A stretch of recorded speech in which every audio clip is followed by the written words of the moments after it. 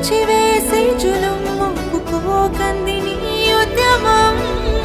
ఆలని బిడ్డని అమ్మని జన్మని బంధనాలన్నీ వదిలి సాగుదాం. పానువే లక్షలై ఒకే లక్ష్యమై అటే వేయని ప్రతిపదం. కథన రంగమంతా కొదమ సింగమల్లే ఆక్రమించి విక్రమించి తరుముతోంది.